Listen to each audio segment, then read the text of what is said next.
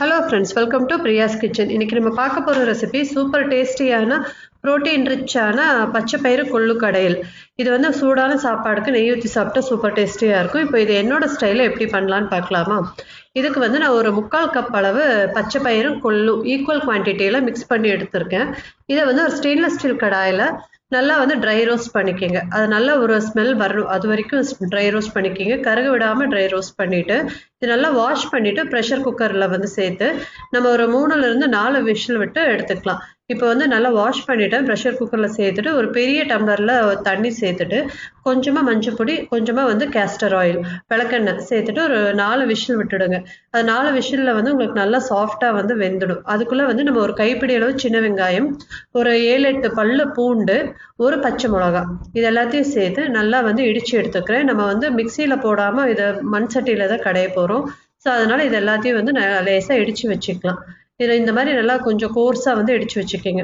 இப்போ ஒரு கேஸ்டின் கடாயில் 1 ஸ்பூன் அளவு ஆயில் சேர்த்துக்கோங்க. ஆயில் வந்து சூடானதும் இதுக்கு வந்து ஒரு 1/2 ஸ்பூன் அளவு சீரகம், 1 ஸ்பூன் அளவு மல்லி, தனியா வந்து சேர்த்துக்கிறேன். ஒரு சின்ன கட்டி பெருங்காயம், ஒரு 2 வரமிளகா, அது வந்து கிள்ளி சேர்த்துக்கோங்க. சேர்த்துட்டு இது நல்லா வந்து ரோஸ்ட் பண்ணிக்கோங்க. இது நல்லா ரோஸ்ட் ஆகட்டும்.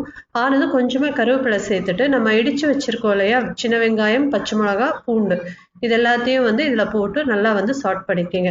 வெங்காயம் வந்து கொஞ்சம் வதங்கினதும் ஒரு சின்ன தக்காளி, மீடியம் சைஸ் தக்காளி வந்து ஃபைனாக சாப் பண்ணி சேர்த்து நல்லா வதக்கிக்கோங்க. இந்த வெங்காய தக்காளி எல்லாமே நல்லா சாஃப்டாக வதங்குற அளவுக்கு நம்ம வதக்கிக்கலாம். இந்த மாதிரி வதங்கினா போதும். இப்போ வந்து இது நல்லா வெந்திருக்கான்னு பார்த்துக்கலாம். இப்போ கொள்ளும் பச்சை பயிரும் ரெண்டுமே நல்லா சாஃப்டாக வந்து வெந்திருக்கு. இப்போ இது வந்து நம்ம கடைஞ்சிக்கலாம். நீங்கள் மிக்சியில் போட்டு ஒரு பல்ஸ் விட்டு எடுக்கிறதா இருந்தாலும் எடுத்துக்கலாம். நான் வந்து மண் சட்டியில் தான் வந்து இன்னைக்கு கடைய போகிறேன். இது சூடாக இருக்கிறப்பவே நம்ம அந்த கொத்து மண் சட்டிக்குள்ளே போட்டுட்டு நம்ம வதக்கி வச்சிருக்கிற இந்த வெங்காய தக்காளி இதையுமே இது கூட சேர்த்துக்கலாம். சேர்த்துட்டு நம்ம வந்து மேல் தாளிப்பு வந்து நீங்கள் வேணும்னா மேல் தாளிப்பு கொடுத்துக்கலாம், இல்லைன்னா அதை ஸ்கிப் பண்ணுறதா இருந்தாலும் பண்ணிக்கலாம். இப்போ நான் கொஞ்சமாக தேங்காய் எண்ணெய் ஊற்றி கடுகு உளுத்தம்பருப்பு மட்டும் தாளிப்பு கொடுத்துக்கிறேன். கொடுத்துட்டு நீங்கள் ஒரு மத்த வச்சு நல்லா சூடாக இருக்கிறப்பவே நல்லா கடைஞ்சிக்கங்க. அதை கடையிறப்ப கொஞ்சம் ஒரு டைம் எடுக்கும். பட் ஆனால் உங்களுக்கு கடைஞ்சி சாப்பிட்றப்போ டேஸ்ட் வந்து சூப்பராக இருக்கும். இதுக்கு தேவையான உப்பு போட்டுட்டு நல்லா சூடாக இருக்கிறப்ப மத்த வச்சு நான் கடைஞ்சி எடுத்துக்கிறேன். ஒரு நல்லா ஒரு 3/4 பதம் நம்ம கடையிற அளவுக்கு கடைஞ்சிக்கலாம். உங்களுக்கு இது வந்து கஷ்டமாக இருந்ததுன்னா அந்த மிக்சியில் ஜஸ்ட் ஒரே ஒரு பல்ஸ் மட்டும் போட்டு எடுத்தாலுமே நல்லாயிருக்கும்.